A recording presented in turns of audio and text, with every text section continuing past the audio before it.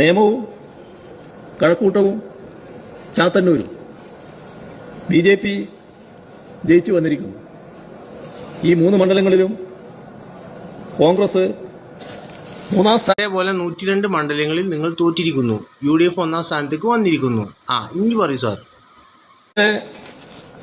നിയമത്തിന്റെ കാര്യത്തിൽ 2021 കിട്ടിയ വോട്ട് ഈ മഹാതരംഗം UDFന് അനുകൂലമായി ഉയർന്നു വന്നപ്പോൾ എന്തേ 2026 കിട്ടാതിരുന്നത് എന്നതും പരിശോധിക്കേണ്ട ഒരു കാര്യമാണ്. അതേപോലെ ഈ മഹാതരംഗം 2021 പോലെ അല്ലാണ്ട് ആ 35 സീറ്റിൽ 2026 എന്താ അടിക്കാത്തത് എന്നുള്ളത് പേച്ചഭാഗ്യം കൊണ്ടാണെന്ന് വിചാരിക്കേണ്ട സമയമാണ്. അതും പരിശോധിക്കേണ്ടതാണ്. അല്ലെങ്കിൽ 35 സീറ്റും ഉണ്ടാവില്ല. ഇനി വോട്ട് എത്ര പോയെന്നറിയാമോ?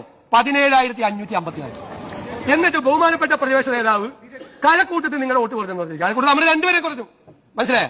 പിന്നെ അല്ല നേമത്ത് കഴക്കൂട്ടത്ത് ഞങ്ങൾക്ക് 2 ഞങ്ങളുടെ വോട്ട് കൂടി, ചാത്തന്നൂരും കൂടി, കഴക്കൂട്ടത്ത് നമ്മുടെ കൂടി ഭയങ്കരമായിട്ട്. കഴക്കൂട്ടത്ത് നിങ്ങളുടെ വോട്ട് 17,554, ചാത്തന്നൂര് 11,771 പോയി.